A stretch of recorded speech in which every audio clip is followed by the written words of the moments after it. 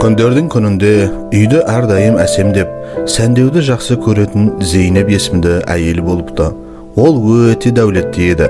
Бір күні ол үйін жинастырып жатқанда, кішкентай тұңғыш баласы өте қымбат тұратын гүл сауытты сындырып қояды.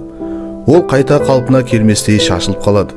Ол гүл сауыт Зейнеп үшін өте құнды әрі қымбат еді. Мұны көрген анасы қатты ашумен баласына былай деп қарғыс айтады: «Құдай сенің басыңа тас түсіріп, бас сүйегің сынып кетсін». Мұны естіген күйеуі әйеліне ашуланып, бала шағаға мұндай қарғыс айтуға болмайтынын ескертеді. Зейнеп өзіне келіп, ашуын тез жиып алады.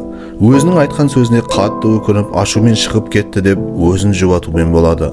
Алайда ауыздан шыққан сөздің салмағы өте ауыр еді.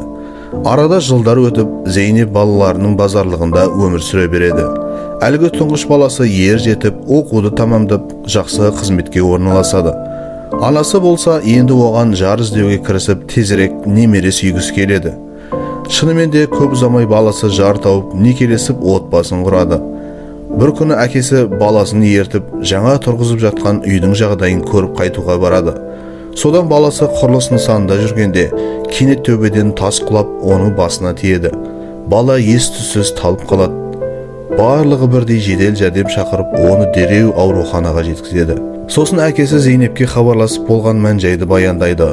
Телефонның арғы жағында баласының жағдайын естіген анасы кезінде баласына айтқан қарғысы көз алдына қайтып келеді. Тіл қата алмай біршама кідіріп қалады. Біраздан кейін өзіне келіп қатты өксіп жылайды. Сосын дереу ауруханаға барып, баласының ес-түссіз жатқанын көріп, қатты қынжылады. Шарасы таусылған ана іштей жаратқан Жаббарға жалбарынып былай дейді: «Я Раббым, мені кешіре көр, және мына баламны өз рахымыңа бөлей көр. Расында сен бізге әрдайым мейірімің төгесің. Мен бірнеше жыл бұрын балама айтқан қарғысым үшін шынайы өкінемін. Менің кесірімнен баламды ала көрме. Оны маған қайтаршы, я жарылқаушы Жаббар ием». Осылайша Зейнеп 3 күн бойы ауруханадан кетпей, нәпіл ораза ұстап, баласы үшін тапжылмай дұға етумен болады.